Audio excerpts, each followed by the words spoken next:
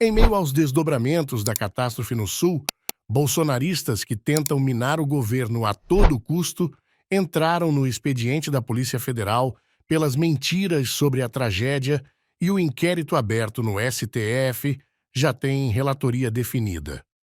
No último sábado, agentes da PF recuperaram postagens mentirosas que foram apagadas pelos parlamentares Eduardo Bolsonaro, Cleiton Azevedo e o influenciador Pablo Marçal. No teor das publicações, a turma negacionista mente ao dizer que donativos foram retidos em estradas e que o exército é omisso no socorro das vítimas. Veja neste vídeo como as mentiras bolsonaristas vêm atrapalhando o auxílio às mais de 2 milhões de pessoas atingidas pelas enchentes. Fique por dentro dos desdobramentos do inquérito no Supremo, que mira as fake news e cuja relatora será a ministra Carmen Lúcia. Neste giro de notícias, a mídia ninja preparou as últimas atualizações sobre a situação no Sul. As medidas que Lula planeja tomar após reunião ministerial e as consequências judiciais contra o comediante Nego Di por notícias falsas e as cenas lamentáveis apoiadores do ex-presidente atacando jornalistas em cidades gaúchas. Mas antes de conferir nosso resumo, não se esqueça de se inscrever e ajudar a mídia ninja a bater 1 milhão de seguidores no YouTube. A Polícia Federal já começou a investigação sobre postagens falsas relacionadas às enchentes no Rio Grande do Sul. Na primeira fase, os agentes focaram na recuperação de mensagens apagadas pelos suspeitos e na preservação das evidências criminosas. A informação foi divulgada no último sábado pelo jornal O Globo. O inquérito, instaurado por ordem do ministro da Justiça, Ricardo Lewandowski, envolve figuras como o deputado federal Eduardo Bolsonaro, o senador Cleitinho Azevedo e o influenciador Pablo Marçal, todos acusados de disseminar conteúdos falsos identificados pela PF. Ainda não há datas para interrogatórios, mas a PF considera possível bloquear contas nas redes sociais dos envolvidos. A Advocacia Geral da União também atua para identificar autores de desinformação prejudicial ao RS. A ministra Carmen Lúcia, do Supremo Tribunal Federal, será relatora do inquérito sobre fake news relacionadas às enchentes no Rio Grande do Sul. Solicitada pelo ministro da Justiça, Ricardo Lewandowski, a investigação apura a difusão de notícias falsas de parlamentares bolsonaristas, como o deputado Eduardo Bolsonaro e o senador Cleitinho Azevedo. Além deles, o influenciador digital Pablo Marçal também é acusado de espalhar mentiras, sobretudo por suposta omissão do Exército em áreas atingidas pelas enchentes.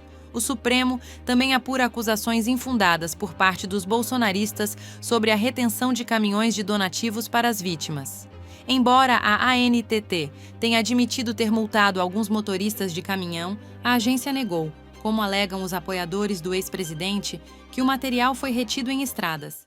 A juíza Fernanda Adjinhorn, do TJRS, determinou, por meio de liminar obtida pelo Ministério Público, que a Meta remova publicações de Dilson Alves da Silva Neto, conhecido como Nego Di. Nos posts, ele questiona sem evidências a atuação do Estado nas enchentes em Canoas. A informação foi divulgada pelo site Gaúcha ZH. A decisão ocorre após o Ministério Público obter liminar contra o comediante. O órgão ressaltou que Nego Di alegou em suas redes sociais que o governador do estado e a Brigada Militar impediam o resgate das vítimas com o uso de barcos e jet skis privados, supostamente devido à falta de habilitação dos condutores. A agência Lupa identificou essas afirmações como falsas. O comediante tem até 24 horas para remover o conteúdo e enfrentará multa de R$100 mil por novas publicações do tipo.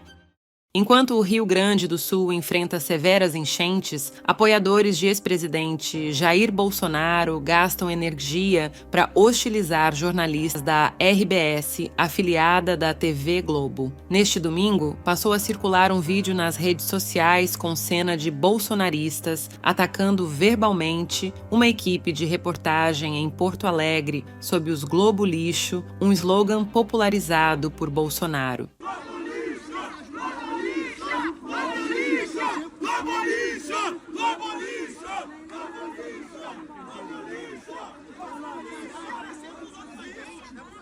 A situação escalou a ponto de os jornalistas precisarem ser escoltados pela brigada militar até um veículo para deixarem o local em segurança. Esse ambiente hostil também impactou os voluntários que ajudavam nas enchentes, levando alguns a abandonarem o local. Agora, fique por dentro de algumas das atualizações sobre a situação no Rio Grande do Sul.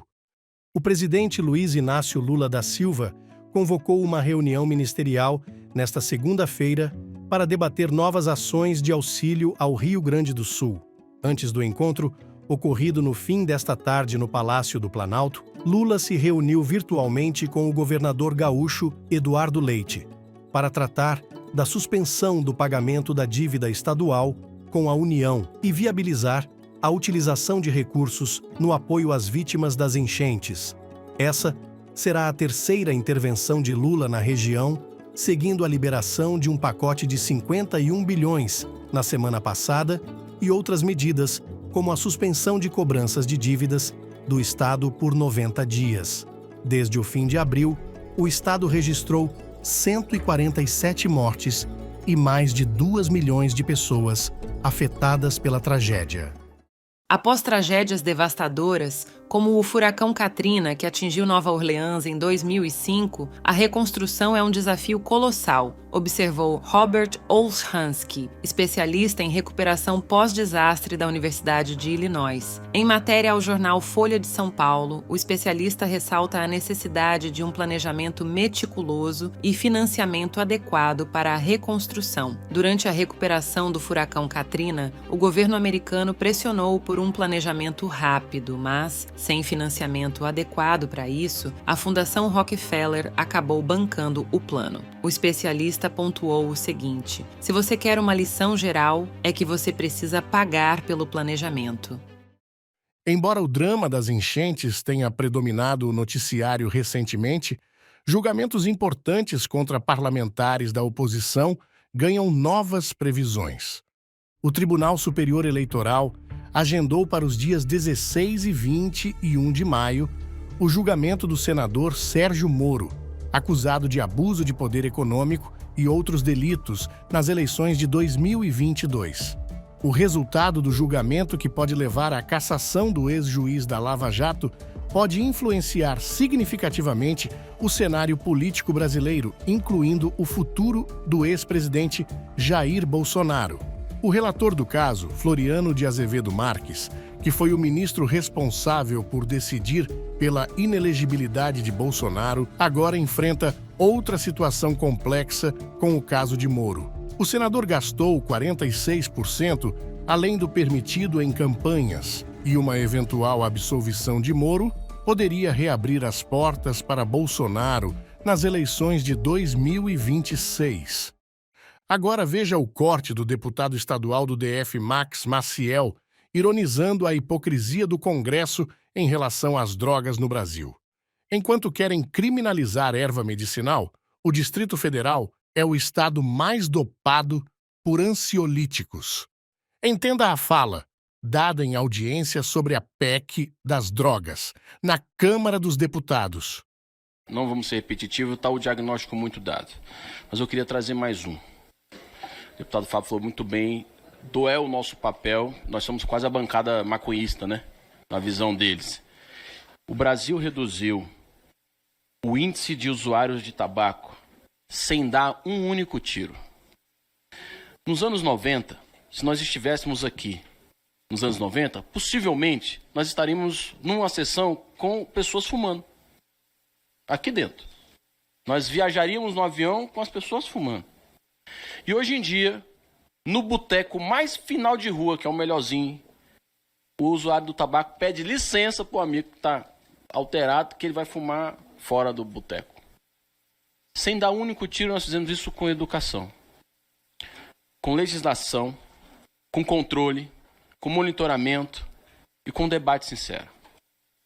O que nós estamos pedindo historicamente no Brasil não é o direito de fumar um. Quem quer, faz, sabe onde compra, vai atrás. Por isso que a gente até diz, junto com o juiz da Vara de Execuções Penais, doutor Carlos Valois, que a droga já está legalizada. Nós queremos descriminalizar e nós já sabemos o território do deputado Fábio e o CEP, que é a criminalizado. O que nós precisamos avançar é que, de novo, o Brasil parece que quer ser o último país a tomar uma decisão acertada sobre um tema. Todos aqueles países que investiram na chamada guerra às drogas já viu que deu muito ruim e voltou atrás. Tem Estados Unidos agora querendo colocar, inclusive, a maconha como os anabolizantes estão inseridos determinado. Muita gente acha, neste parlamento inclusive, que quando você fala... Primeiro eles dizem que tem a maconha medicinal, como se fosse outra. Existe a maconha medicinal, existe a do demônio lá, do sei lá. Mas é o uso medicinal, ou até o seu uso recreativo, a partir da sua condição. É óbvio que nós não queremos que ninguém sofra transtornos a partir de nenhuma substância. Eu vou trazer outro dado, pastor Henrique, para todo mundo que está aqui. O Distrito Federal é a unidade da federação chamada Cidade Dopada, deputada Érica. É a cidade da unidade da federação que mais toma ansiolítico no país. Ou seja, ninguém está puro no Distrito Federal. Ninguém está puro no Distrito Federal. E o que nós estamos querendo trazer para o debate, primeiro, é a seriedade. Nós não temos pesquisa porque o Estado brasileiro não consegue investir em pesquisa, a não ser a partir da universidade, né, deputado Fábio? Ainda com muita dificuldade, a doutora Andréa Galassi tomou dificuldade para fazer a pesquisa dela com o CDB atrelado à questão da redução de danos, mas o Brasil não tem dado, não tem prospecção do que de fato é o avanço. E o que nós estávamos pedindo? Definição de o que a gente considera tráfico ou o que a gente considera usuário nesse país. A Espanha adota um modelo, eu não estou dizendo que nós temos que seguir o modelo da Espanha, nós temos que seguir o nosso modelo.